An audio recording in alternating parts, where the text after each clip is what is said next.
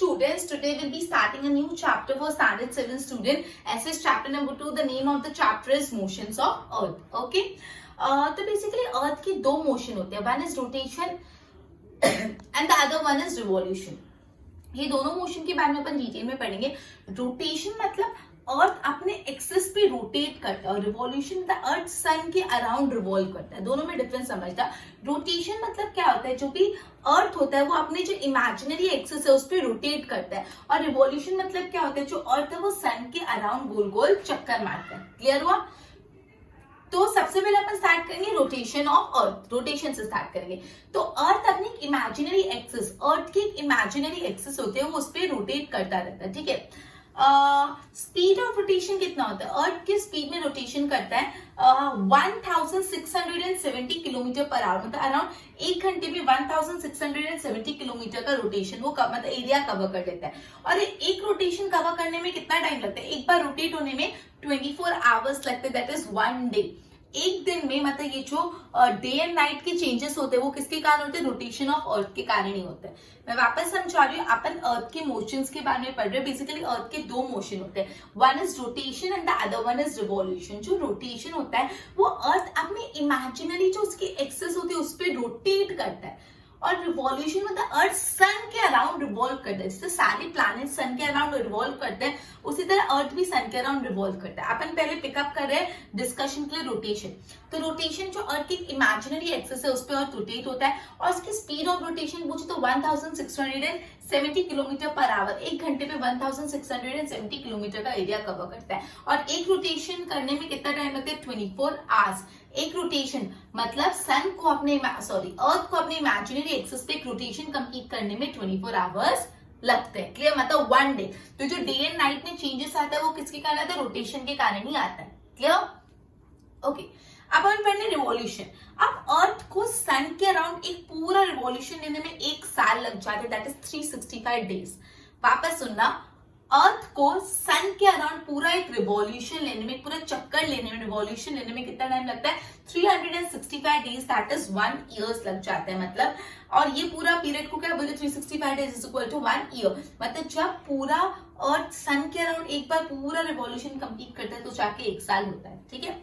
अभी स्पीड कितनी है रिवॉल्यूशन की? 1780 किलोमीटर पर आवर. रोटेशन की स्पीड क्या थी? 1670 किलोमीटर पर आवर. और रिवॉल्यूशन की स्पीड कितनी है? 1780 किलोमीटर पर आवर. क्लियर? अब जो अर्थ है ना वो सन के अराउंड रिवॉल्व करता है तो वो एक फिक्स्ड पाथ पे रिवॉल्व करता है. जो अर्थ है वो सन के अराउंड एक फिक्स्ड पाथ, फिक्स्ड रास्ता होता है उस पर रिवॉल्व करता है. वो फिक्स्ड पाथ को बोलते हैं ऑर्बिट. फिक्स्ड रास्ता होता है, फिक्स्ड पाथ होता है जिसके अराउंड वो रिवॉल्व करता है, जिसको बोलते हैं अपन ऑर्बिट. ठीक है.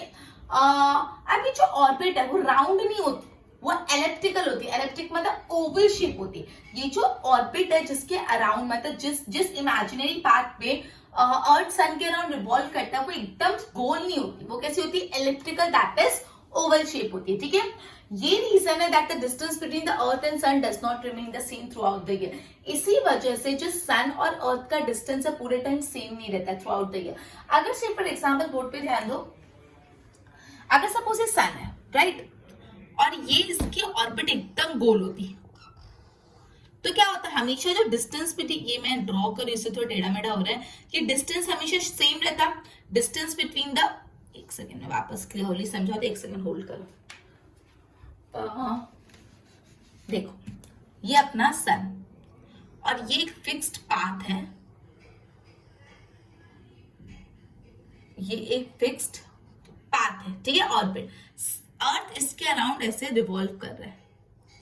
अगर ये सर्कल होता है एग्जैक्टली तो ये सन और अर्थ के हमेशा इक्वल सेम डिस्टेंस होता पूरे साल. इसलिए ऐसा नहीं होता. एक्चुअली अपनी ऑर्बिट कैसी होती है? Elliptical. That is oval shape. कि सपोज ये सन है और ये जो ऑर्बिट है वो थोड़ी ओवल शेप होती है. थोड़ी ओवल शेप होती है. जो अर्थ होता है ऐसे रिवॉल्व करता है. तो देखो यहाँ पे कम, यहाँ पे ज्यादा, यहाँ पे कम, यहाँ पे ज्यादा. तो थ्रू आउट द ईयर सन और अर्थ का जो डिस्टेंस है वो सेम नहीं रहता. तो ये बहुत ही इंपॉर्टेंट 1 मार्क क्वेश्चन है कि क्या वजह है, क्या रीजन है कि पूरे साल जो सन और अर्थ का डिस्टेंस है सेम नहीं रहता. वो इसलिए नहीं होता रहता क्योंकि जो अर्थ की ऑर्बिट है वो पूरी सर्कल नहीं है, वो एलिप्टिकल है, दैट इज ओवल शेप है। इस वजह से, इस रीजन से जो अर्थ और सन का डिस्टेंस है through out the year same नहीं रहता, ठीक है। अब जैसे अर्थ सन के अराउंड रिवॉल्व करता है, उसी तरह मून अर्थ के अराउंड रिवॉल्व करता है। मून क्या, एक सैटेलाइट है, मून सैटेलाइट है। जो सैटेलाइट्स होती है वो अपने प्लैनेट्स के अराउंड रिवॉल्व करती है, तो जो मून है वो एक नेचुरल सैटेलाइट है, वो अर्थ के अराउंड रिवॉल्व करती है। और अर्थ किसके अराउंड रिवॉल्व करता है, सन। मतलब मून अर्थ के अराउंड रिवॉल्व कर रहा है, अर्थ सन के अराउंड रिवॉल्व कर रहा है। Earth makes an angle of 25.50 degree to its axis. मतलब अर्थ अपने एक्सिस पे कितना एंगल बनाता है, 23.50 degree and 66.50 degree to its orbit. ये थियोरेटिकल क्वेश्चन है, वो अपने एक्सिस पे कितना एंगल बनाता है और ऑर्बिट पे कितना, ठीक है। The tilting of the earth on its axis, earth अपने एक्सिस पे थोड़ा झुका हुआ है, टिल्टेड है, मतलब एकदम ऐसे सर्कल नहीं, ऊपर से थोड़ा फ्लैट है, टिल्टेड है। The tilting of the earth on its axis causing length of the day and night and also changes in the season। तो जो सीजन्स में बदलाव होते हैं और जो डे एंड नाइट की लेंथ होती है वो अलग अलग होती है, वो इसी वजह से होती है अर्थ के टिल्टेड नेचर के कारण। क्लियर। तो रिवॉल्यूशन में अपन ये देखा, अर्थ अपने सन के अराउंड रिवॉल्व करता है और अर्थ को सन के अराउंड एक पूरा रिवॉल्यूशन लेने में कितना टाइम लग जाता है, 365 डेज लग जाता है। और ये पूरे पीरियड को 1 ईयर बोलते हैं। स्पीड कितनी है अर्थ की सन के अराउंड रिवॉल्व करने की, 1780 किलोमीटर पर आवर।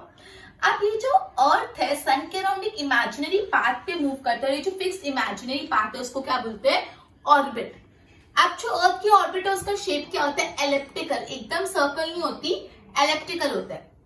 इसी वजह से थ्रू आउट द ईयर जो सन और जो अर्थ है उसका डिस्टेंस सेम नहीं रहता, बदलता रहता है डिस्टेंस, ठीक है। उसके बाद मून जो है सैटेलाइट, नेचुरल सैटेलाइट, वो अर्थ के अराउंड रिवॉल्व करती है और जो अर्थ है वो सन के अराउंड रिवॉल्व करता है। अर्थ एंगल बनाते हैं 23.50 डिग्री उसके एक्सिस पे और 66.50 डिग्री उसके ऑर्बिट पे, ठीक है। ये जो अर्थ का टिल्टिंग है उसके कारण अलग अलग डे एंड नाइट में और जो सीजन्स पे चेंजेस आता है वो होता है। क्लियर हुआ इतना? एक बार बोर्ड पे ध्यान दो। ओके, तो बेसिकली मोशंस ऑफ अर्थ, दो मोशन है। पहला rotation, that is moving on its axis, on its मतलब ऑन अर्थ एक्सिस। रिवॉल्यूशन मतलब मूविंग अराउंड द सन। तो सबसे पहले रोटेशन ऑफ अर्थ, तो earth rotates on an imaginary axis, earth एक इमेजिनरी एक्सिस पे रोटेट करता है। Now speed of rotation at any point of time along the equator is approximately 1670 kilometre per hour. तो जो स्पीड ऑफ रोटेशन कितना होता है, 1670 kilometre per hour. Clear. Earth takes 24 hours to complete one rotation. Earth को अपने axis पे एक rotation complete करने में कितना टाइम लगता है, 24 आवर्स। ना revolution, earth takes 365 days to complete revolution around the sun. Earth को सन के अराउंड रिवॉल्यूशन करने में कितना टाइम लगता है, 365 डेज, ठीक है। और ये पीरियड को क्या बोलते हैं, अ ईयर, एक साल। स्पीड कितने होते हैं रिवॉल्यूशन की, 1780 किलोमीटर पर आवर का speed. Earth move around the fixed imaginary path, earth एक फिक्स्ड इमेजिनरी पाथ में मूव करते हैं जिसको बोलते हैं ऑर्बिट। जो अर्थ की orbit it is not round but कैसे एलिप्टिकल है, दैट इज ओवल शेप है। This is the reason why the distance between the earth and sun does not remain the same throughout the year. इस वजह से अर्थ और सन का distance पूरे time same नहीं होता। Now moon revolves around the earth and earth revolves around the sun. Okay, earth makes an angle of 23.50 degree to its axis and 66.50 degree to its orbit. तो axis पे 23.50 degree का angle बनाता है और orbit पे 66.50। The tilting of the earth on its axis causes varying length of the day and night and also the changes of season। ये अर्थ का जो टिल्ट है उससे डे एंड नाइट की लेंथ में चेंजेस आते हैं और चेंजेस इन सीजन आते हैं। क्लियर? ओके, आई होप इतना क्लियर हो। एक बार इसकी नोट्स बनाओ फिर फर्दर करते हैं।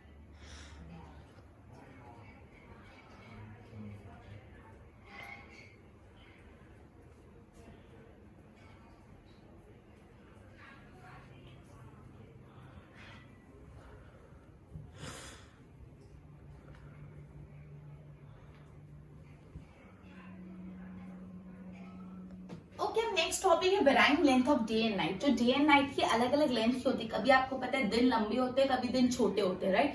ये क्या होता है, the rays of the sun fall vertically on the Tropic of Cancer on 21 June and on Tropic of Capricorn on 22 December. बोला कि 21 जून को जो सन की रेज है वो वर्टिकली एकदम फॉल करती है ट्रॉपिक ऑफ कैंसर पे, और sun rays vertically Tropic of Capricorn पे कब फॉल करती है? 22 दिसंबर।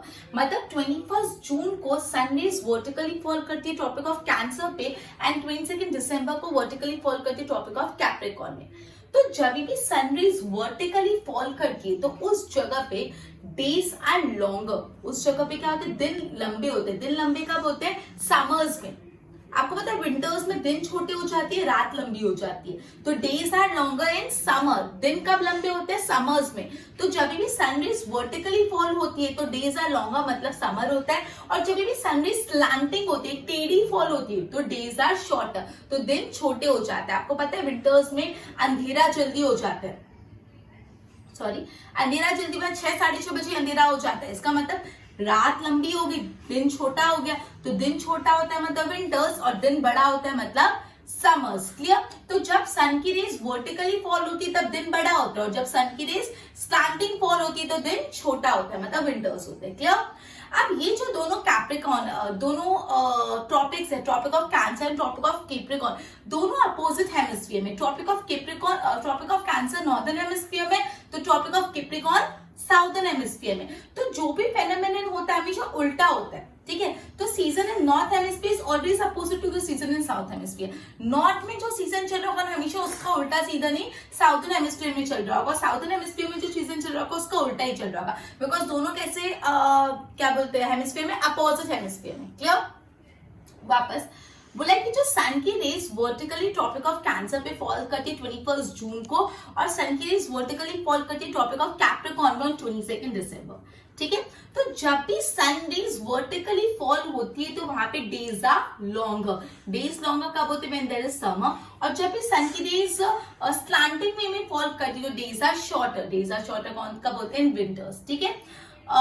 ये जो दोनों हेमिस्फीयर है, नॉर्दर्न दोनों जो ट्रॉपिक है, tropic of Cancer and tropic of Capricorn, दोनों अपोजिट हेमिस्फीयर में। Tropic of Cancer northern hemisphere में and tropic of Capricorn southern hemisphere में। इसलिए हमेशा दोनों हेमिस्फीयर में जो सीजन होते हैं वो अपोजिट ही चलते हैं। क्लियर? अब नेक्स्ट टॉपिक है season. Earth rotates on its axis in the same direction while revolving around the sun on its orbit। मतलब अर्थ अपने एक्सिस पे भी रोटेट करता है और सन के अराउंड में रिवॉल्व करता है। अर्थ अपने एक्सिस पे रोटेट भी करता है और सन के अराउंड रिवॉल्व भी करता है। इस रीजन से north pole faces the sun at regular interval of the time. तो regular interval of the time पे क्या होता है? जो नॉर्थ पोल होता है वो सन को फेस करता है। Sun rays fall vertically either on north pole और साउथ पोल ऑफ इक्वेटर। या तो sun rays vertically north pole of equator पे फॉल करती है, या तो sun rays vertically south pole of the equator पे फॉल करती है। जिसकी पार्ट ऑफ द अर्थ को ज्यादा सनलाइट मिलती है उधर क्या होता है? समर्स। और जिस पार्ट ऑफ द अर्थ को कम सनलाइट मिलती है उस पार्ट में होता है winter. Simple. Basically northern hemisphere में जस्ट अ मिनट, हाँ, नॉर्दर्न हेमिस्फीयर में समर्स कब होते हैं? नॉर्दर्न हेमिस्फीयर में समर्स होते हैं 21 मार्च से लेकर 21 सितंबर। और जब यहाँ पे नॉर्दर्न हेमिस्फीयर में समर्स होते हैं तो साउदर्न हेमिस्फीयर में क्या होते हैं? विंटर्स होते हैं। जब नॉर्दर्न हेमिस्फीयर में समर्स होते हैं तो साउदर्न हेमिस्फीयर में क्या होते हैं? विंटर्स होते हैं। तो नॉर्दर्न हेमिस्फीयर में समर्स कब होते हैं? 21 मार्च से लेकर 21 सितंबर। क्लियर? वापस समझा रही हूँ। बोला है अर्थ अपने एक्सिस पे रोटेट करता है, साथ ही साथ अर्थ सन के अराउंड रिवॉल्व भी करता है। ठीक है? तो बेसिकली हमेशा ऐसा होता है एक पार्ट ऑफ द एक हेमिस्फीयर को सनलाइट ज्यादा मिलती है और एक हेमिस्फीयर को सनलाइट कम। तो जिस भी पार्ट ऑफ द अर्थ को सनलाइट ज्यादा मिलती है उस पार्ट में क्या होता है? समर्स। और जिस पार्ट ऑफ द अर्थ को सनलाइट कम मिलती है उस पार्ट में क्या होता है? विंटर्स। ठीक है? तो बेसिकली नॉर्दर्न हेमिस्फीयर में समर्स का टाइम ड्यूरेशन है 21 मार्च से 21 सितंबर, और इस टाइम पे विंटर्स साउदर्न हेमिस्फीयर में क्या होता है? विंटर होते हैं। Clear? Last topic, sun at midnight. In European nation of Norway, Norway में sun does not set from mid May to end of the July. मतलब मई के मिड से जुलाई के एंड तक सन सेट ही नहीं होता। सन सेट ही नहीं होता, मतलब सनराइज और सनसेट साइमल्टेनियसली एक साथ होता है। सनराइज और सनसेट साइमल्टेनियसली होता है, इसलिए आप सन को देख सकते हो एट द मिडनाइट। मिडनाइट को भी आपको सन दिखता है वहां पे। क्लियर? तो ये यूनिक फेनोमेनन है। क्लियर हुआ? तो बेसिकली अपन ने पढ़ा varying length of day and night. अपन ने ये पढ़ा ट्रॉपिक ऑफ कैंसर पे सन रेज वर्टिकली फॉल होती है 21 जून को, एंड ट्रॉपिक ऑफ कैप्रिकॉर्न पे सन रेज वर्टिकली फॉल होती है 22 दिसंबर को। जब भी सनरेज वर्टिकली फॉल होती है तो डेज लॉन्गर होते हैं, और जब सनरेज स्टैंडिंग में भी फॉल होती है तो डेज शॉर्टर होते हैं, ठीक है। ये जो दोनों टॉपिक अपोजिट हेमिस्फीयर में, इसलिए हमेशा हेमिस्फीयर में अपोजिट सीजन चलते हैं, ठीक है। उसके बाद अपन ने पढ़ा जिस पार्ट ऑफ द अर्थ को ज्यादा सनलाइट मिलती है समर्स, और जिस पार्ट ऑफ द अर्थ को कम सनलाइट मिलती है वहां पे विंटर्स, ठीक है। नॉर्दर्न हेमिस्फीयर में समर का टाइम ड्यूरेशन है 21 मार्च से 21 सितंबर, और इस टाइम पे साउदर्न हेमिस्फीयर में क्या होते हैं, विंटर्स होते हैं, क्लियर। उसके बाद अपन ने पढ़ा कि नॉर्वे में एक टाइम पीरियड होता है जब आपको मिडनाइट में भी सन दिखता है, क्लियर हुआ, बोर्ड पे ध्यान दो। Varying length of day and night. The rays of the sun falls vertically on Tropic of Cancer on 21st June and on Tropic of Capricorn on 22nd December. When sun rays fall vertically, तो days are longer. ठीक है, आपको पूछ सकते हैं one mark में, जब sun rays fall vertically तो days are longer, and when they are slanting तो days are shorter. Two topic they are always in opposite hemisphere. Therefore, season in northern hemisphere and southern hemisphere हमेशा कैसी होती है, opposite. Okay, now season. Earth rotates on its axis in same direction while revolving around the sun on its orbit. Due to this, North Pole faces sun at regular interval. Sun rays fall vertically either on northern hemisphere या तो south pole of the earth. Part of the earth that receive more sunlight experience summer, and those receive less sunlight, जहाँ पे less sunlight it experiences winter. Northern hemisphere जो northern hemisphere होता है वहां पे summers कब होते हैं 21 मार्च से 21 सितंबर, and while it is winters in southern hemisphere, उस टाइम पे साउदर्न हेमिस्फीयर में क्या होता है, winter. Now sun at midnight. In European nation of Norway sun does not set from mid May to end of the July. Sunrise and sunset कैसे होते हैं, simultaneously. So इस टाइम पे even you can see sun at the midnight, clear. Okay, so ये अपना chapter number जो second था पेसेस पूरा कंप्लीट हो गया है. We have completed our entire chapter. एक बार इसको बोर्ड से गो थ्रू करके नोट्स बना लो. Good bye.